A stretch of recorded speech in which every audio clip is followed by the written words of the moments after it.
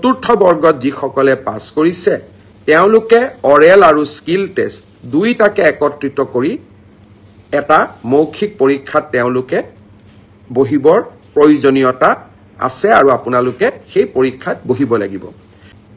এডিআৰিৰ মৌখিক পৰীক্ষা অহা 17 জুনৰ পৰা আৰম্ভ হ'ব। আপোনালোকে জানে এডিআৰি থাৰ্ড গ্ৰেড অৰ্থাৎ তৃতীয় বৰ্গৰ বাবে যিসকল উত্তীৰ্ণ হৈছে তেওঁলোকে 3টা পৰীক্ষা দিব লাগিব। যিসকলে ষ্টেনোগ্ৰাফাৰৰ পৰীক্ষা পাছ কৰিছে তেওঁলোকে ষ্টেনোগ্ৰাফাৰৰ স্কিল পৰীক্ষা দিব লাগিব।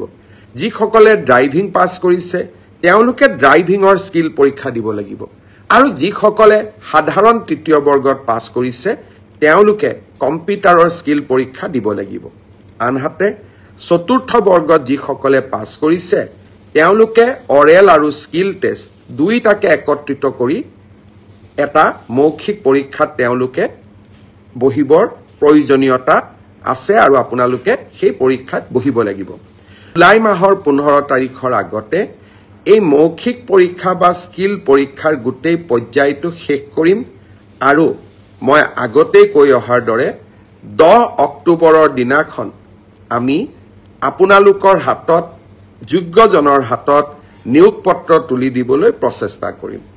10 অক্টোবৰৰ দিনটোতে আমি post graduate teacher, graduate teacher, LP, এমিৰ শিক্ষক আৰু স্বাস্থ্য বিভাগৰ বিভিন্ন পৰীক্ষাত উত্তীৰ্ণ হোৱা আৰু এডিআৰিৰ পৰীক্ষাত উত্তীৰ্ণ হোৱা এই আটাইসকলকে একেলগে খানাপাৰা ফিল্ডলৈ মাতি আনি আমি নিযুক্তি পত্ৰ আগবঢ়াম।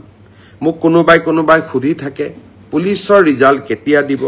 সকলো ৰিজাল্ট আমি এনেকে দিম যাতে আপোনালোকৰ হাতত আমি 10 অক্টোবৰৰ দিনাখন আমাৰ নিযুক্তি পত্ৰ আমি হাতত তুলি দিব পাৰোঁ।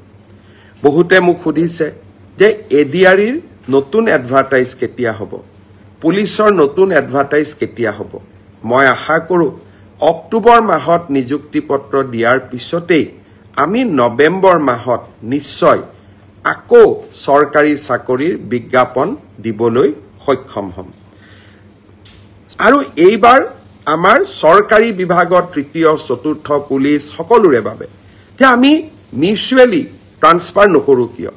বহুজনে আবেদন কৰিছিলে কিন্তু আমি প্ৰায় 9000 জনক এই মিউচুৱেল ট্ৰান্সফাৰৰ কাৰণে বিভিন্ন পৰীক্ষাৰ পিছত যোগ্য বুলি বিবেচিত কৰিলোঁ।